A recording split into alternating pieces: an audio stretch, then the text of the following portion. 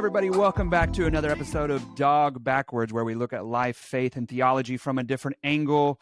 My name is Caleb Moore, and we are coming to you live from the basement of the Alamo. Today, my guest with me is Brett Anthony Baggett, and he is a pastor of a church in Muskogee. Brett, thanks for being here, bud. Yeah, it's my pleasure. So you've had a ministry, I don't mean to be offensive, but you look like you're in your 20s. How old are you? I'm 35. I'll be 36. 35. All right. Yeah. See, I get that a lot where people think I'm much younger than I am. I'm 43 now. But for as long as I have known about you, being a pastor is kind of your primary responsibility. But a lot of what drives you is the conversation around abortion. That is a huge part of your ministry. You're always traveling. I always see you outside of some courthouse or some clinic. You're always offering some kind of hope or resources, even adoption abilities to those who are considering having an abortion. How did you get involved in this particular ministry?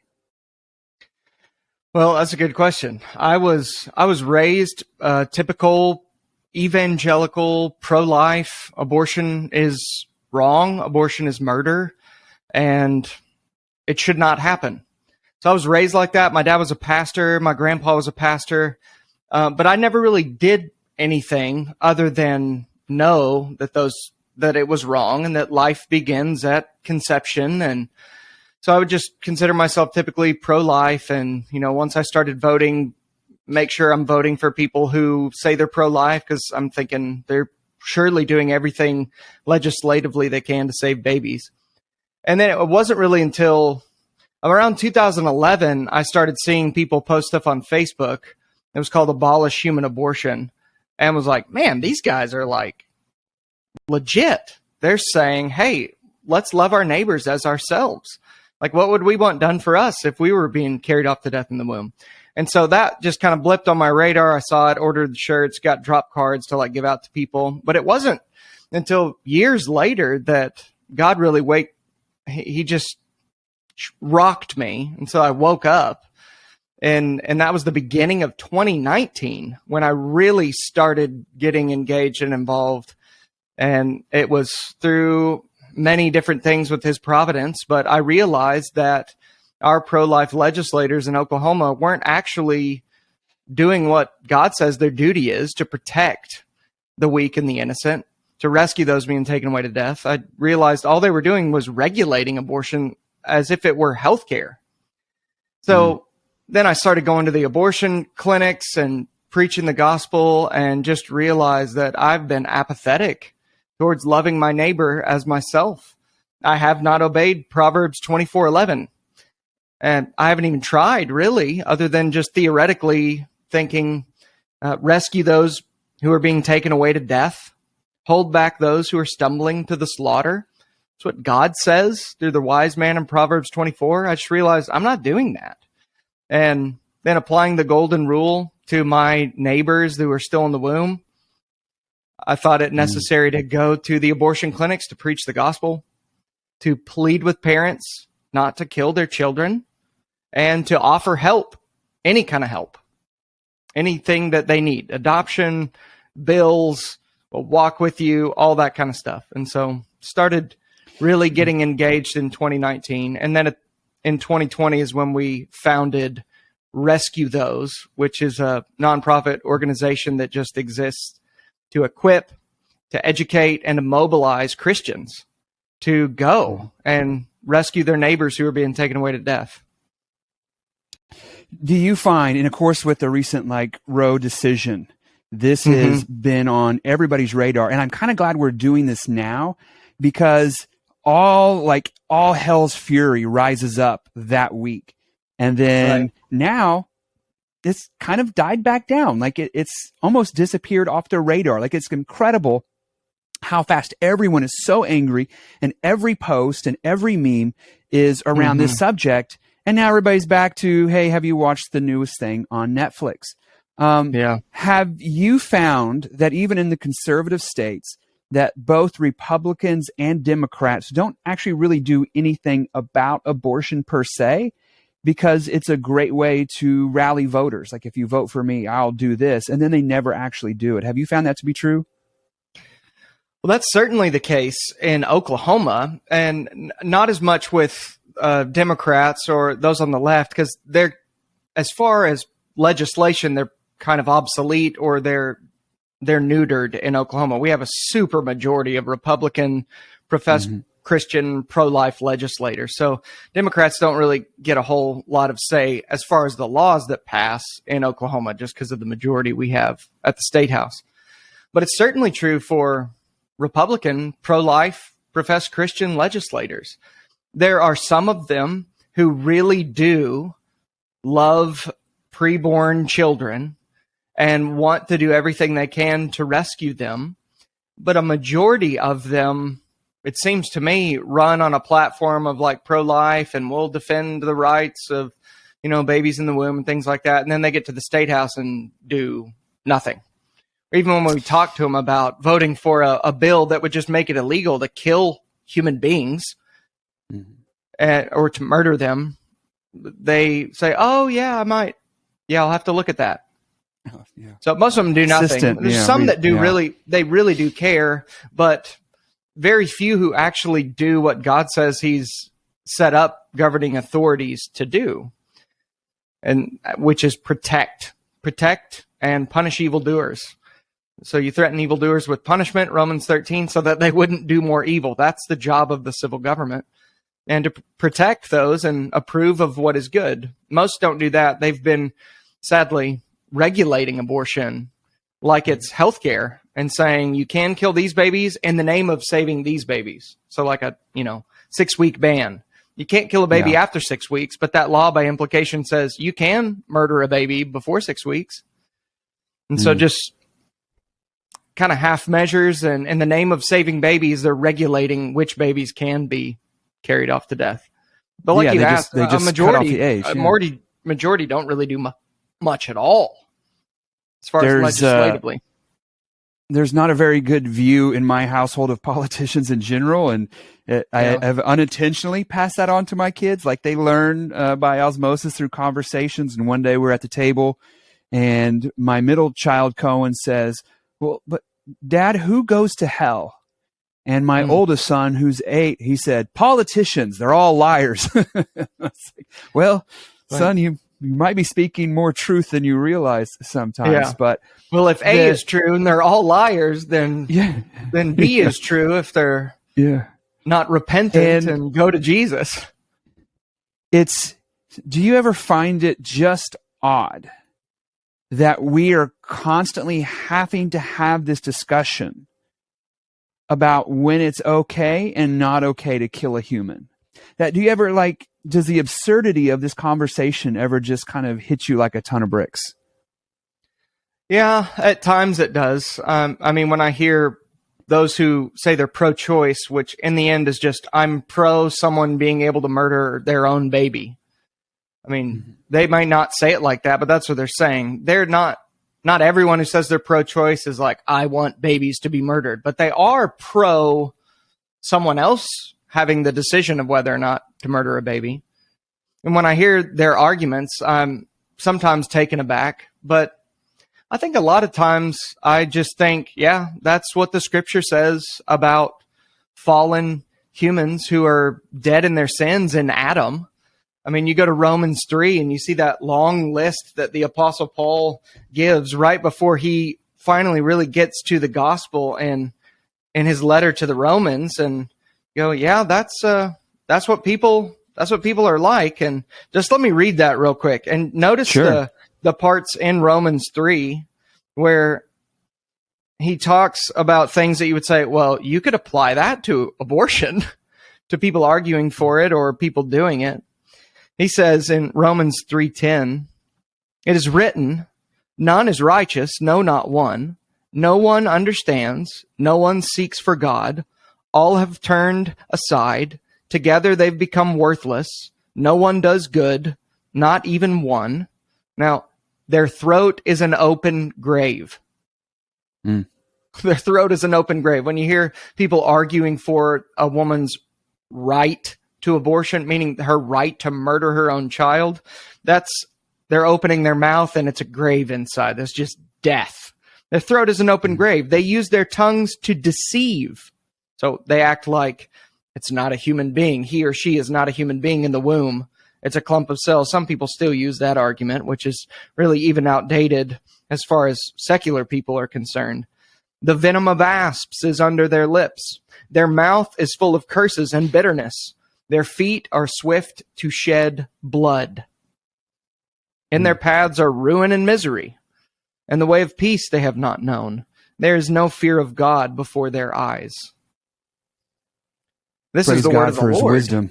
Yeah, and you just look at that and you see arguments of people who are arguing for saying it should be legal to murder children. Go, yeah, and their feet are swift to shed blood. Their paths are ruin and misery. The way of peace they have not known. There's no fear of God before their eyes. When they open their mouth, it's like you can look into their mouth and see an open grave. So sometimes I'm shocked, but a lot of times I'm just reminded of, man, this is who we are, and but for the grace of God, I would be the exact same, because only because of his mercy do I want to do what is right and desire the truth and desire the good, you know? Well said. Now, I know you've spent a lot of time outside of these abortion clinics. Mm-hmm. When I have been there, it's hard. I'm a very sympathetic person. I have my feelers out all the time. So if somebody's crying, I can cry with them very easily. Yeah. And it's very difficult. In fact, I'm not even sure. There's people. I have a friend who's an FBI agent, and his job was primarily for many years in the child sex crime cases. And I asked, how do you mentally handle that? Like, how do you do that? And he says, some people can disassociate and some people can't. Those who cannot do this job. I'm not very good at disassociating. I close my eyes and I replay the whole day. And so I have always struggled when I'm there because of some of the things I've heard and seen. I remember there were two women that came in a nice new Tesla, young, white, attractive. And we had pleaded with them as they were driving in. And of course, the abortion workers, they come out with a loud radio and they're blaring it, and they're standing there so no one can see the signs. They're trying to protect them from visually seeing what they're about to do. And as they don't want them to know the truth and make a decision. No. On the way out, they rolled down their window and they laughed at us and said, "We know we killed our kid and we'll do it again." Wow. And the way the world, typical. Yeah. And it is, that's and not rare. Most people think that is rare, but that's 99 out of 100. So when people have like this passion for this subject, like you do, if people saw what you saw and realized just like the den of the devil that people are walking into there and the darkness that comes along with it, that they use the extreme cases. But what about this? But what about the lady who's just laughing, knowing full well this is what she is going to do? What is maybe some of like you say that's the norm. What is it on a typical day? What kind of person is going in to have an abortion?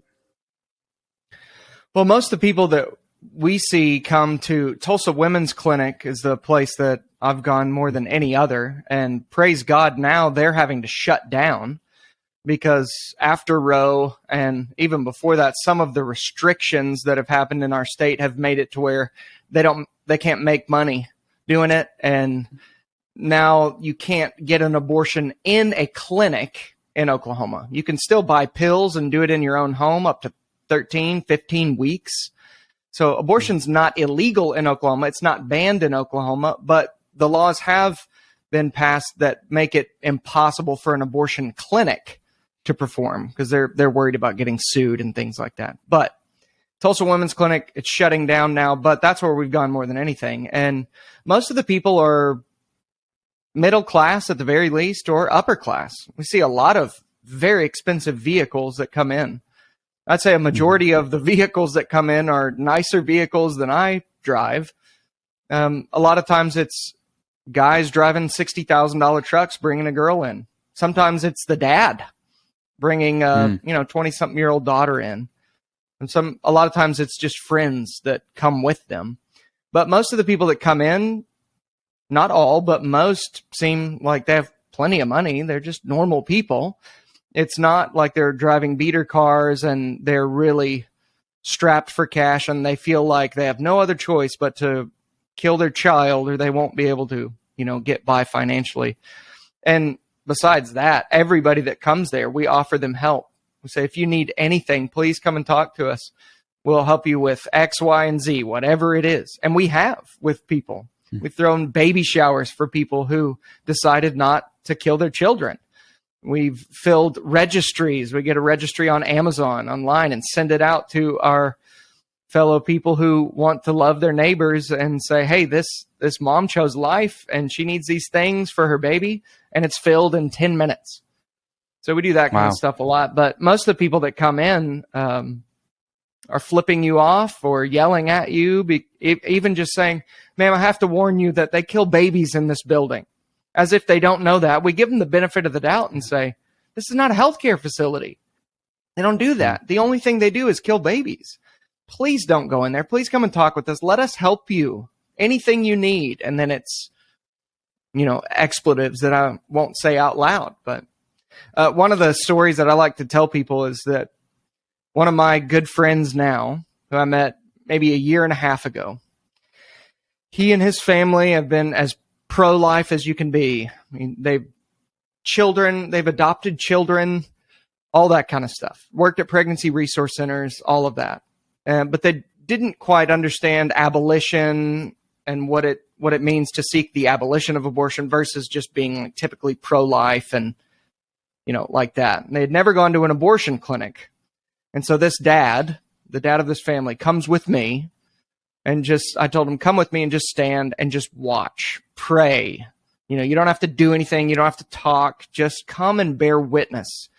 Because I know, being there, that it is life-changing if you will do it, and you'll never be the same. You'll realize the horror of what's actually going on. So he's there with me, standing next to me.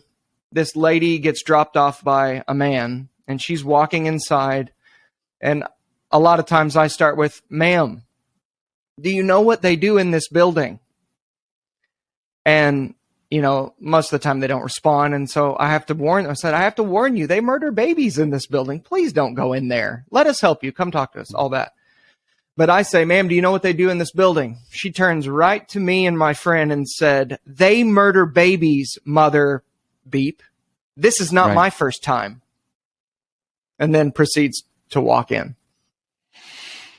And so my friend is standing there like, that's not who gets abortions. That's not what I've been told by the pro-life movement. That's not what I've been told by the ERLC. That's not what I've, been told by my politicians. I've been told that most people who get abortions are poor or they're being coerced into it, things like that. And if you go to the abortion clinic and preach the gospel and plead and offer help, you'll find out very quickly that is a lie. It's a lie that the pro-life movement has swallowed, because it's a lie that the pro-choice movement has even said. It's like women need abortion because they don't have enough money or, whatever. The pro-life movement has sadly swallowed that and then regurgitated it to the culture. And it's just not true. There are exceptions, but that's not the rule. Most of them go in there. They know exactly what they're doing and they don't want help. They don't want to give their baby up for adoption. When we offer that, they say, no, I'm not going to do that. That would just be weird. So we say, so you're going to kill your baby rather because it's too weird to give your baby up for adoption? Please think through that. Please don't do that. But they say stuff like that all the time. What you just say reminds me of somebody who's like reporting a war. Like, you can have the nightly news and they can talk about the war in Russia and the war in Ukraine, and they give you whatever little snippet that there is. But if you were to interview a soldier on the front lines, he'd be like, my friend's over there is dead. And it's a completely different reality. Like it humanizes and connects. And this difficulty of trying to humanize the child seems to be where we face the biggest uphill battle. Dehumanization has been a tactic long used by secular society in order to be able to do whatever they want to do. That's right. Black people are just property, right? When slavery, Right. they're just property. They're just like animals. They're just a beast of burden. The Or Jews, they're just they're 2/3 rats. human, something like Yeah, that. they're not fully human. So if they're not Right. fully human, if they don't bear the imago Dei, the image of God, you can do whatever Right. you want to them. And that seems to be where I see most of the argument around, well, it's not really human. How do you help somebody see that even when it's just newly conceived, though it might not look like a human baby at that point, but very quickly along, I've got 3 kids, and that first ultrasound that you see the baby, like that is a human being. How do you begin to help people see that that is a human being from the moment of conception, even before it looks like a baby? Well, one of the great things is that the advances in modern science, no one with any sense would argue that that is not a human being from the moment of fertilization. No one. Mm-hmm. If they argue against that, they're arguing against the plain teaching of science and the plain investigation. Because from the moment of fertilization, that child has its sex assigned. So it's male or female. And there's only those 2 options, male or female, from the moment of fertilization. Eye color is determined. Their DNA, they have their own DNA makeup right there. I mean, even Robert P. George, who served on President Obama's Council of Bioethics, even he said from the moment of fertilization, that is a full member, he or she is a full member of the species Homo sapiens. It's not a clump of cells. No one actually believes that anymore. Even Hillary Clinton admitted that in 2016. And she admitted that it is a human being in the womb, but they don't have the same rights as human beings outside the womb. So pro-choicers with any integrity have had to concede the argument that that is a human being. He or she is a human being from the moment of fertilization. That's not even an argument anymore with any rational people. But now what the argument is, well, it doesn't have the same rights as us until it goes through a, magical birth canal, which is just ludicrous. Right. And the scripture talks about it like that too. A child in the womb, the word child is used in Luke 1 and in Luke 19. It's the same exact word. One time it's used for a child in the womb, John the Baptist, and another time it's used for children running around to go get in Jesus' lap.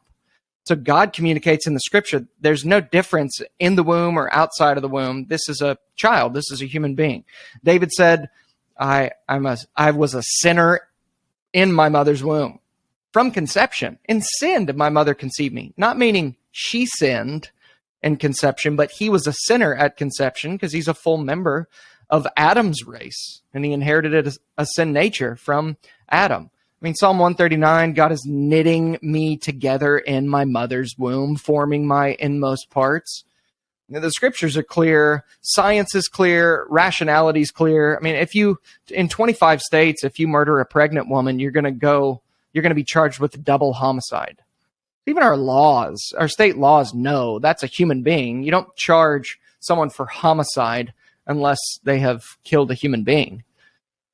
And so that's just not even the argument anymore. People are still using that. That's like an argument from the 90s that even the people, the main people who are speaking against it, they don't even argue that. They just say, yeah, it's a human, but I can still kill it because it's attached to my body. We are a meme culture, and we'll get to some memes here in a little bit and allow you to kind of maybe help people work through how you would argue that. But I think that the meme culture, and I was watching a documentary about TikTok today and how TikTok has reduced the attention span to that of about a goldfish, right? And it was fascinating because in China, TikTok promotes and encourages civil responsibility, education, math, and all of that stuff. That's what their algorithm tries to encourage people. And also that China's government is the most wonderful government ever. But they intentionally have the opposite here in the States, where it rewards stupidity, twerking, just the dumbest desires of the flesh. But you begin to see the dumbing down when it comes to discussions like this. The arguments are not thought through well. And the memes manifest that. Because I'm old enough to remember Hillary Clinton saying it should be safe, legal, and rare. Right. Why should it be rare? Why would it be rare? Oh, because it's a human being. So they would use those extreme instances. Well, incest or rape. And I'll get your thoughts on those here in a second. And now it's gone to shout your abortion, where it's almost celebrate. Hey, don't let people shame you for killing your kids. Shout your abortion. Be proud. Just go have one right now for fun, right? Just go out there and do it to prove that you have bodily autonomy and you can do whatever you want. And that just sounds like madness. That just sounds like madness to me, that you would shout your abortion. When I was a youth pastor, and I'll own up to my mistake. I was, so when I became a youth pastor, I still had 2 years of probation left. So I was a new Christian, right? I had been wild and crazy, and the church took the chance on me. And I was pro-life, but I was like, hey, it's all about just changing hearts, not really about changing laws. Because even if you change all the laws, it'll still happen in an alleyway with a coat hanger. So don't worry about the laws, just change hearts. And I've matured beyond that. I'm like, hey, let's make it just flat out illegal. Right. Just like it's illegal to murder you. Right. Yeah, we would never make that argument with homicide laws for people outside the womb. It's like, you know what? Let's just make it legal to murder people because we need to change hearts. It's like, and no. say, well, the government exists to protect the innocent and to punish the evildoer. That's the primary function of civil government. But anyway, sorry. The idea is that if you make it illegal, it'll just end up with a coat hanger in the alleyway. And like, well, we don't want that. That sounds awful. But that's where dark things happen, right? That's like where murder happens. It's behind the convenience store in some dark alleyway. So if it's going to happen, let it happen where the rest of crime happens, where it is looked down upon, where it is shameful, where it's not full of wonderful things. The most typical arguments that you safe. Right. Murdering someone should never be safe. If you're going to kill your spouse, just make sure it's safe and legal, but just rarely try to do it. Right. Right. Some of the most typical arguments that I hear, rape and incest are the main ones, and I'll let you address that. But the other one is, if I say this correctly, because my PhD in medicine expired many years ago, ectopic pregnancy, where it doesn't fully, where it is, maybe you can explain that a little bit better than I could. But kind of how would you respond to those kind of discussions? Sure. Well, take rape and incest first of all. You never murder someone else for someone else's sin. You would never murder a baby. It's never justifiable to murder a baby because of one of the parents' sin. So if a guy rapes a girl, terrible. That's a terrible tragedy. That's a terrible sin. He should be punished. He should be dealt with by the governing authorities. But you should never punish the child. The child is innocent. That was even conceived in rape. And so it's never justifiable to murder a child because of the sin of the parent. And with incest, it's the same thing. It's never justifiable. And it's not going to help the woman at all. If she's been assaulted sexually in some way, you think it's going to help her to then not only be an assault victim, but then to be a murderer? That's not going to help her in any way. It's going to put another wrong on top of a wrong done to her. And so though it is a sad and a terrible thing, and that would be difficult to deal with, it never can be used as a justification to murder a human. But the life of the mother one is the one that's a little bit more complex and that many people just don't understand. So an ectopic pregnancy is basically when fertilization happens, the sperm and the egg, that is a human life. But instead of traveling down the fallopian tube and attaching to the wall of the uterus, the human attaches to the tube. That's called a tubal pregnancy. Or somehow it is in the abdomen, or even something as far away from the ovary as that.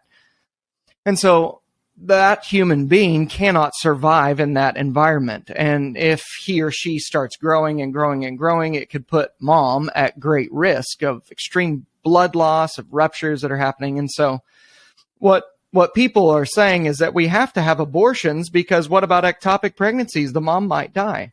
But in truth, dealing with medical triage, a doctor dealing with a woman who has an ectopic pregnancy, actually an ectopic pregnancy, not just something he thinks might be, but he knows it really is. Him dealing with that situation, that's not an abortion. That's dealing with something that is a prolonged miscarriage. That human being is not able to grow there and might end up hurting mom. And so what a doctor is charged to do is do everything he can for both patients. And right now, medical science has not advanced far enough to be able to transplant that human being who's attached to the tube or somewhere else and transplant that human to attach to the uterine wall. Now, I think we should be there already. We should already be there. They can take your heart out and put it in my body. I think we can figure out how to take a human being who's attached in the wrong place and attach that human being to the uterine wall of his or her mother. I think we can figure that out. I think we would have already figured it out by now if abortion wasn't so rampant and if medical professionals didn't just quickly jump to, we think it might be an ectopic pregnancy, induce an abortion. Like give the woman a pill to get rid of this baby. And so that's what they currently do now, most medical professionals. If they think it's an ectopic pregnancy, they do an abortion. But that's different than actually watching and waiting and making sure that it is actually ectopic, and then as a physician, treating both patients under the Hippocratic Oath. So long story short. Is there any other? Yeah, go ahead. Yeah, dealing with that is not committing murder. The baby in an ectopic pregnancy currently will most likely die because we don't have a way we haven't figured out how to attach that baby to the uterine wall where he or she can grow. But we can figure that out. And once abortion is illegal, period, and doctors won't be able to just jump to that. We think it might be ectopic abortion. Once they can't do that, then they're going to have to figure out how do we treat both of these patients? And then we'll go back to where we were in 1930. In 1930, they were having success in transplanting a tubal pregnancy, an ectopic pregnancy, to the uterine wall of the mother. It's almost 100 years ago they were having success doing that. But we stopped. And we know for the last 50 years, we've not advanced in that in any way because you just do an abortion. And then there's other things that people will say, like later on in their pregnancy, when they're 15 weeks or more, and you might have to get an abortion to save the life of the mother. And that's just a lie from the pit of hell. It's never medically necessary to murder a baby to save the life of the mother. Never medically necessary to murder a baby to save the life of the mother. What you would do is try to deliver the baby early, or try to do an emergency C-section to do everything that you can to save the baby. If mom's in distress, you need to try to save the baby's life and mom's life. And people have been just like brainwashed to think that sometimes, unless we go inside and murder this human being inside their mother's womb, that the mom's going to die. It's like, no. You just deliver the baby early and do everything you can to protect and sustain the life of that child. For instance, we have the abilities to do that, not as early as 15 or 16 weeks yet, but we just keep pushing it back, how early a baby can survive outside the womb. One of my friends who was in my youth group back in the day, she delivered at 22 weeks. Her baby was born at 22 weeks gestation, and he is still alive. He's been in the NICU. But we're able to care for children at a younger and younger and younger age. And so it's never medically necessary to murder a baby to save the life of the mother. If anything, you just go in and try to save the baby and get the baby out so mom's okay. And as far as you can do it, baby's okay too.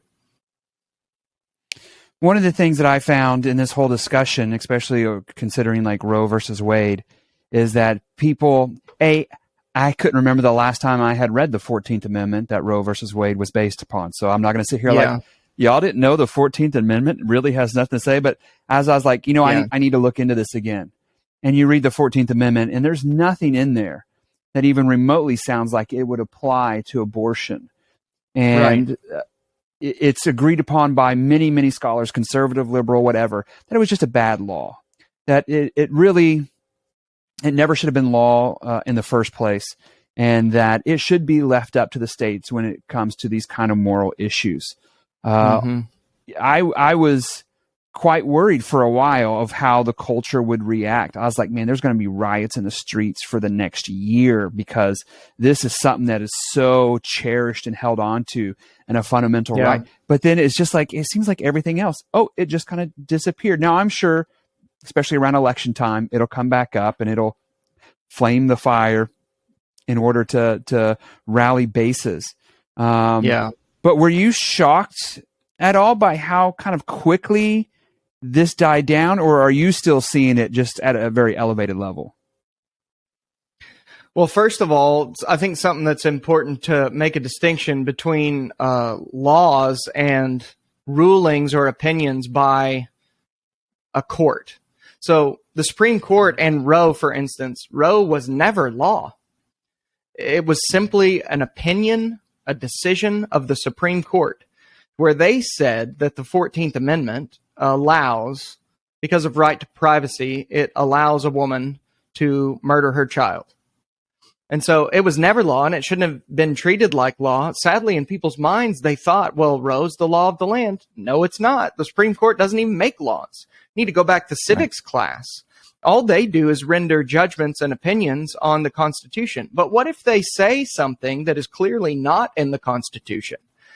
What they did in 73 with Roe v. Wade is nine people on the highest court in our land said that every state in the United States of America must allow child sacrifice. So every state should have said, no, we're not going to do that. You don't have the right to tell us. And that is not what the Constitution says. So you can't just create that out of whole cloth like they did. So the states should have defied Roe, just as 6 different states did when they defied the Dred Scott opinion in 1850 that said fugitive slaves must be returned to their original owners. And there were 6 northern states who said, no, we're not going to return freed slaves to their original owners because that is unconstitutional. That is wrong. We're not going to do that. That's what all 50 states should have done in 1973. Sadly, the pro-life movement has bent the knee to the Supreme Court like the Supreme Court is God, and worshiped them essentially by saying, whatever you say, we must do, when we should have stood up and said, no, at our state level, we're going to defy that unjust, unconstitutional ruling.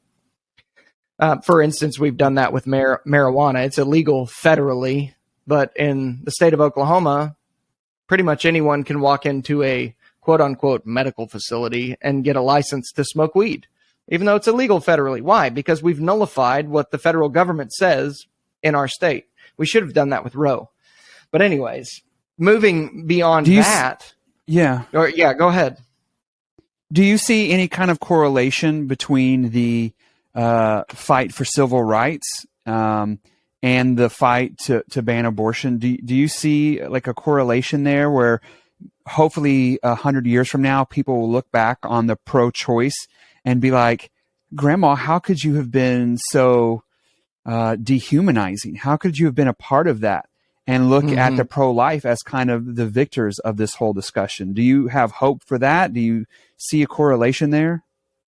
Yeah, absolutely. I think if we learn from history, we look at the civil rights movement, then you look at the Holocaust and the Allied advance who went in and threw the Germans down. Then you go all the way back to the abolition of slavery.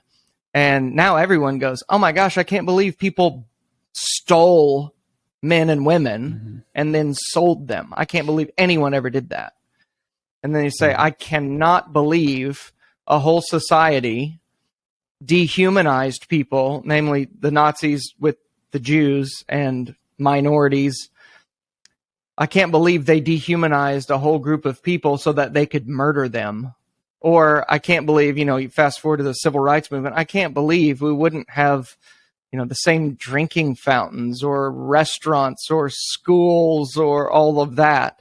I can't believe people ever did that. I think I don't know how long it's going to take, but eventually people are going to look back and say, I cannot believe they thought it was okay to murder human beings in their mother's womb. And they legislated according to that. They regulated it like you would do anything else. They didn't just make it illegal to kill babies. I think they're absolutely going to look back at that. But they're not going to look back at the pro-life movement as if the pro-life movement were the victors. I don't think they will, because the pro-life movement has, for 50 years, been bending their knee to Roe and saying, whatever the Supreme Court says, we got to do. They've been regulating abortion like it's healthcare. And since 2016, it's professed Christian, pro-life, Republican legislators that have kept abortion legal in Oklahoma. Abortion's not legal because of Democrats or because of pro-choicers.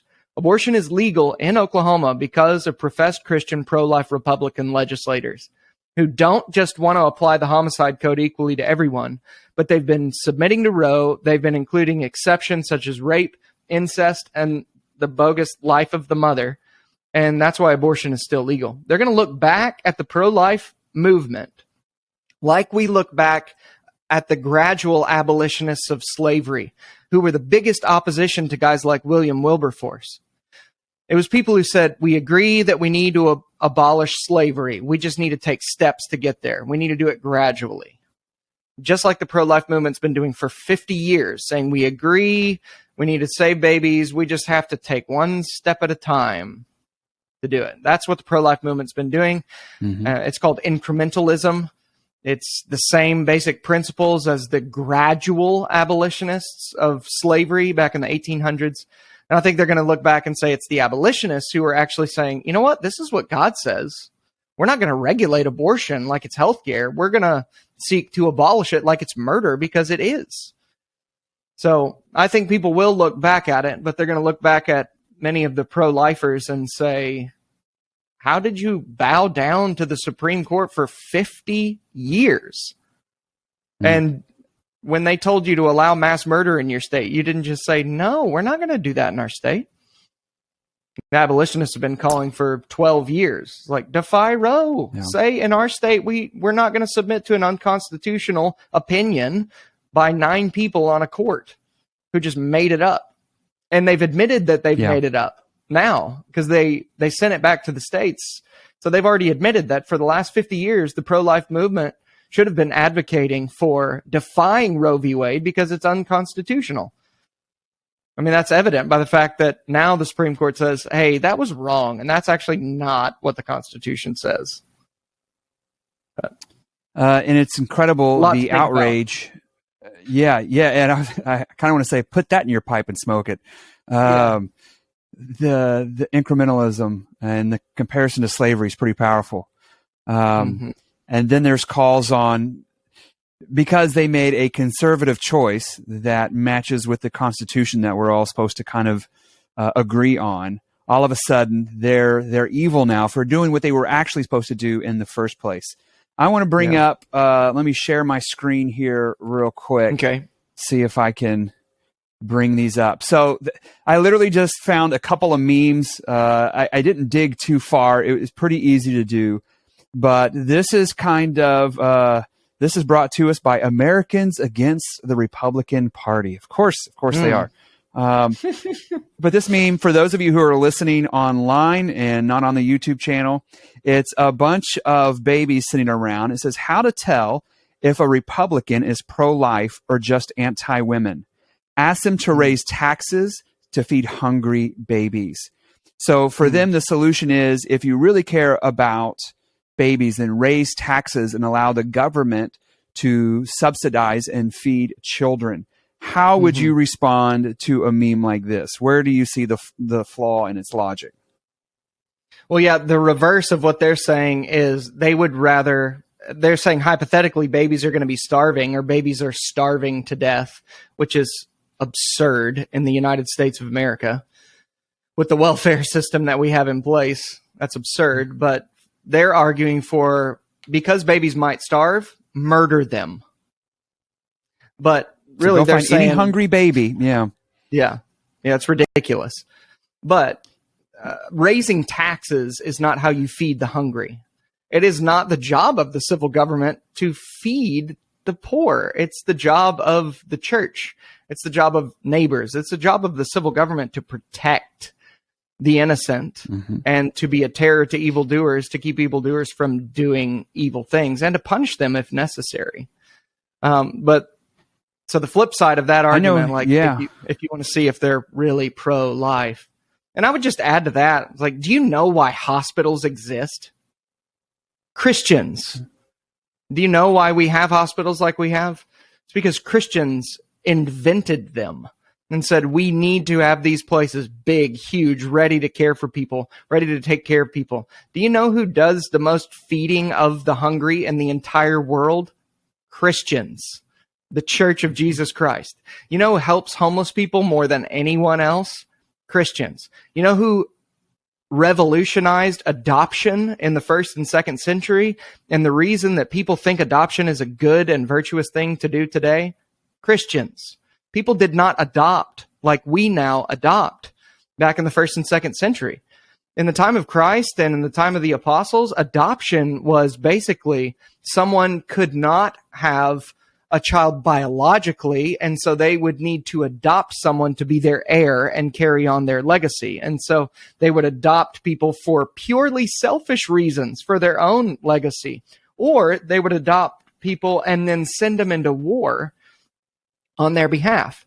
But when Christ came and said, what it means to be a Christian is that God, because of me, Christ is saying, takes away your sin, clothes you with my righteousness, and then adopts you into his family. God adopts you so that you are a son of God.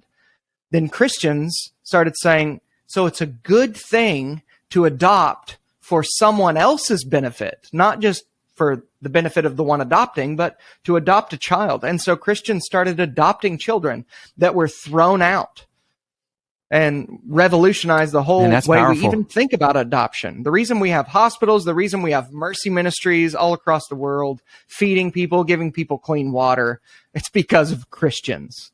And that's just the idea that it's just anti-women. Really, so this memes are not usually the most well thought out. This one I thought was pretty funny. I'm sorry it's so small. I didn't look very long for a bigger picture, but it has 3 fists up in the air, and it's kind of, I guess, the pride flag. I don't know what flag that is. There's too many flags anymore, but it says abortion for all genders. I was like, I gotta, men, if you're worried about passing a baby through your penis canal, don't worry, you can get an abortion too. I don't even know if we need to respond to that one, but I'll give you a few seconds. You know, that's not what they're saying. They're saying a man can get pregnant because they believe a woman can then transition to be a man. And all I would say to that is someone who can't even tell you what a woman is or what a man is should not be trusted to make any decisions for you. They don't even know the simplest they shouldn't be able to tell you what a baby is. Yeah, they can't tell you what a baby is. They can't tell you what a man is, what a woman is. They can't tell you anything. I wouldn't trust them to make any decisions of what is just and unjust if they're saying things like men can get pregnant. What a weird world we live in nowadays. Yeah. They've been handed, Romans 1, they've been handed over to their sin. By their unrighteousness, they suppress the truth, although they know God, because he's plainly revealed himself to them in creation and in their conscience. They refuse to honor him and refuse to give him thanks. And so they became futile in their thinking, and their foolish hearts were darkened. Claiming to be wise, they became fools. And God handed them over to do what ought not be done. He handed them over to the futility of their thinking. I mean, that's Romans 1. That's what God says he does when people reject him. He hands them over, and they start saying foolish things like men can be women, or men can get pregnant, men can have abortions. Don't trust somebody who talks like that making solid argument. Yeah. Can you imagine going back even 20 years ago and trying to tell people that women can be men and men can be women? Yeah. People would be shocked. I don't think this generation understands how fast we're sliding down into just absurdity. Okay, here's the last one. It says, reminder that rich white people of all parties will continue to get abortion access regardless of legality. Overturning Roe v. Wade is a classicist and racist assault on our communities. Is overturning Roe v. Wade racist and classicist? That's funny because the exact opposite is true, because minorities are the ones who are primarily targeted, even with where they build abortion clinics. They build them in minority neighborhoods because places like Planned Parenthood were started by Margaret Sanger, who, if you don't know who she is, you need to look up Margaret Sanger and just watch some YouTube videos and see who she is and what she said. She wanted to exterminate minorities. She's a white lady who wanted to exterminate minorities. She's actually a racist, not just in the way people throw around the term racist these days. She actually was. And minorities are targeted for abortion. Why? Because even the pioneers of this whole movement wanted to exterminate minorities. More black babies are killed in New York State than are born. More black babies are killed than are born, murdered by abortion, through abortion. And so making it illegal to kill a baby is actually the least racist thing. It's equal. It's protecting those who are being carried off to death, and in no way is it legal, and Black no way lives is it matter. racist. Yeah. Black lives matter in the womb, too. Right, in the womb. Yeah.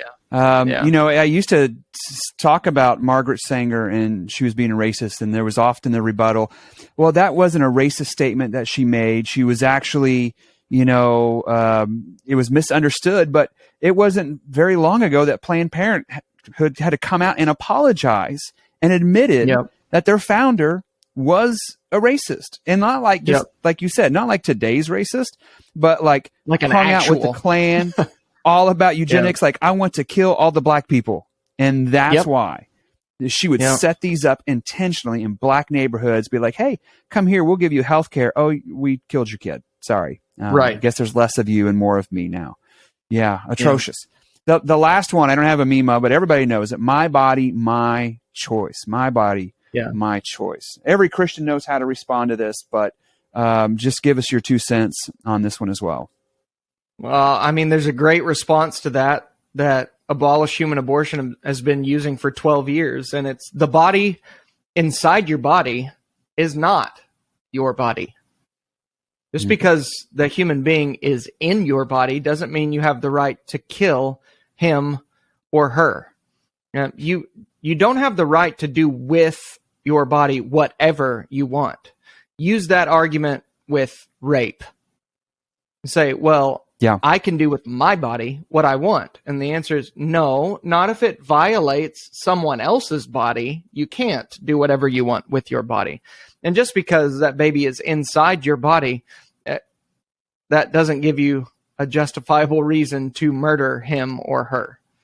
I mean, it's just ludicrous. We know that we can't do whatever we want with our body. And so then they try to dehumanize him or her in the womb by saying abortion is getting rid of a parasite.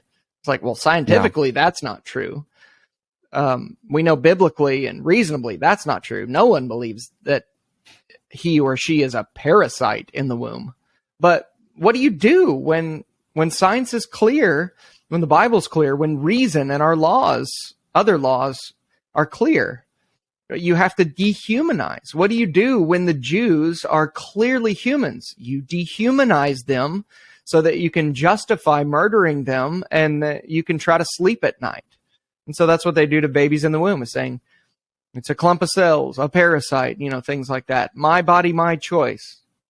It's like, well, clearly people don't believe that. You can just see how much vaccines were being forced on people with the COVID vaccine the last couple of years, where you see a lot of memes like, wait, I thought you guys believed my body, my choice. Why are you telling me I have to put something into my body?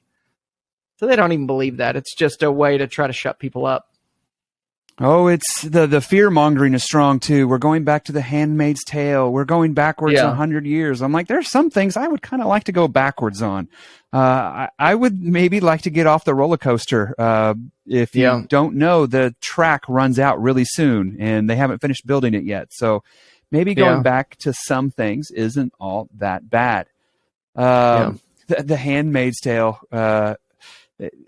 It's like that's the only TV show they've ever watched, and so they're instantly dressed like, oh, we're always like, it's awfully dramatic. It's awfully dramatic. Let me wrap up with this and just ask, how can Christians be more involved? What is the next step that we need to take? And if they want to know more about what you do, how can they get a hold of you? Well, what are the next steps? It varies state to state. But for Oklahoma, the next steps are passing a bill through the House, then through the Senate, onto the governor's desk. He signs it, then onto the Attorney General, that simply applies the homicide code to everyone from the moment of fertilization. So that's what's next. Because it's not illegal to kill babies in Oklahoma, they have made it scary for abortionists to kill babies in an abortion clinic, so the clinics are shutting down. But you can buy abortion pills at Walmart, CVS, Walgreens. You can get them shipped to you in the mail. And so right now, self-managed abortions are on the rise, especially in Oklahoma, because it's not illegal to kill a baby. And so a woman can order RU486, which is a pill that you can kill your baby up to 13 weeks. And you can do it in the privacy of your own home. And so what needs to happen is legislatively, your House representative, your state senator who represent you, if you're an Oklahoman, they need to author or co-author a bill that would apply the same homicide code that protects you to everyone, every human. So make it apply to everyone from the moment of fertilization, so that it's just simply illegal to murder a child. No women will be harmed in that process. No one will die from ectopic pregnancies or anything like that. Doctors will still be able to deal with medical triage issues, which are not elective abortions. But people will not be able to murder children if we apply the homicide code equally. That's legislatively what we can do. But beyond that, I'm talking to people one-on-one, whatever sphere of influence you've got. I'm going out into the public square and giving people tracts and handouts and talking to people about this issue. Talk to your family, talk to your coworkers. But really what you need to make sure that you do is get educated before you do that.